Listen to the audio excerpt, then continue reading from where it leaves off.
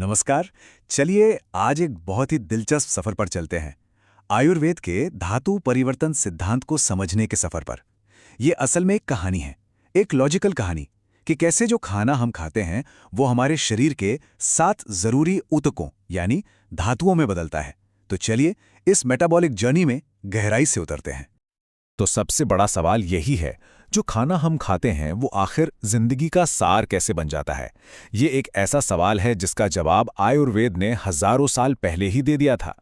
और ये कोई रहस्यमयी या जादुई बात नहीं है, बल्कि एक बहुत ही तार्किक, एक बहुत ही साइंटिफिक मेटाबॉलिक यात्रा है।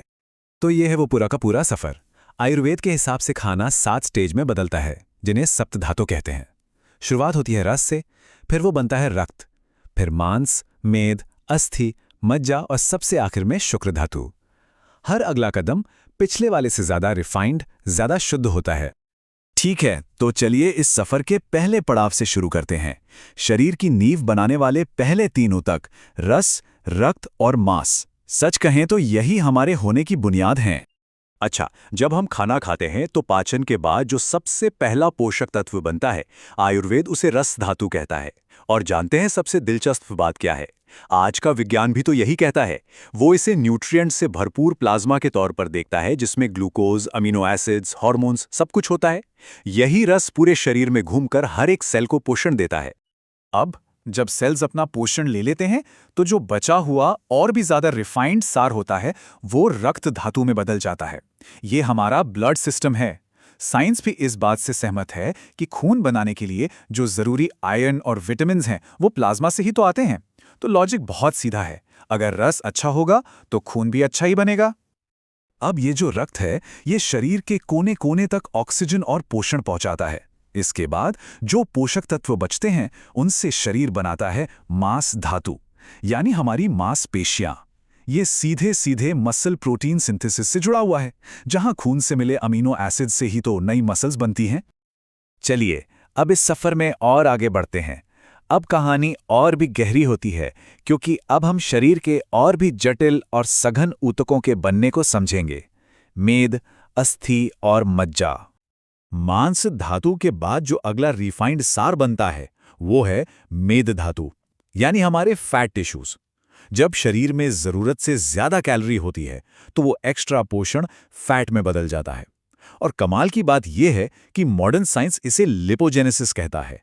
यहां आयुर्वेद का सिद्धांत कि बचा हुआ पोषण अगले लेवल की धातु बनाता है एकदम साइंटिफिक है। और अब आती है एक ऐसी बात जो सच में हैरान कर देती है।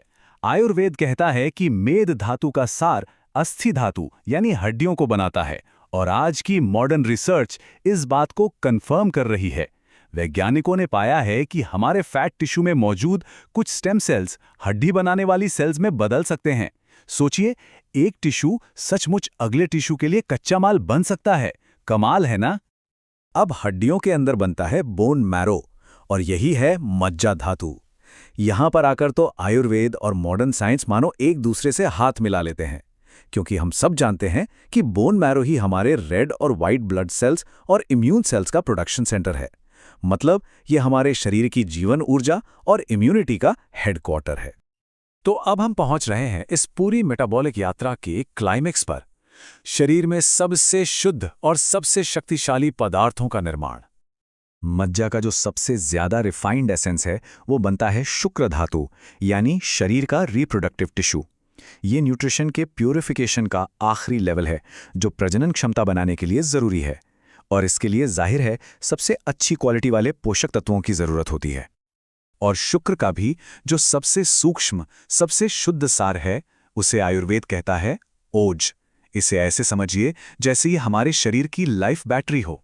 यही हमारी इम्यूनिटी, हमारी एनर्जी, हमारी मानसिक स्थिरता सबका आधार है। तो ये ओज आखिर है क्या? अगर हम इसे आज की वैज्ञानिक भाषा में तोड़कर देखें तो इसमें हमारा हार्मोनल बैलेंस, हमारी सेल्स को एनर्जी देने वाली माइटोकॉन्ड्रियल एनर्जी, नर्वस और इम्यून सिस्टम का तालमेल और स्टेम सेल की शक्ति, ये सब कुछ शामिल है। आयुर्वेद का लॉजिक साफ है, अगर हर धातु ठीक से बनेगी तो ओज अपने आप मजबूत होगा।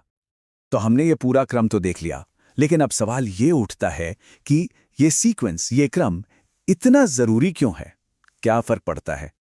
तो देखिए, सबसे जरूरी बात यही है, यही आयुर्वेद का मूल सिद्धांत है कि हर धातु अगली और ज्यादा रिफाइंड धातु के लिए कच्चे माल का काम करती है। ये एक बहुत ही सुंदर और लॉजिकल मेटाबॉलिक हायरार्की है जहां कुछ भी बेकार नहीं जाता।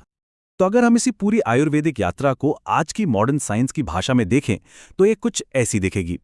पहले पाचन, फिर एब्जॉर्प्शन, फिर न्यूट्रिएंट्स का ट्रांसपोर्ट, फिर टिश्यू बनना और फिर सेल्यूलर लेवल पर रिफाइनमेंट, जिससे आखिर में हमें मिलती है वाइटैलिटी और इम्यूनिटी। ये वही तार्किक रास्ता है जिसे आयुर्वेद ने हजारों साल पहले ही समझा दिया था। तो आखिर में ये पूरी बातचीत हमें एक बहुत ही गहरे सवाल पर लाकर छोड़ देती है। किसी की भी सेहत की कहानी असल में शुरू कहाँ से होती है? जैसा कि हमने देखा, ये कहानी उस खाने से शुरू होती है जिसे हम अपने शरीर में डालते हैं, जो एक एक करके शुद्ध होते हुए हमारे जीवन की शक्ति का सार बनता है।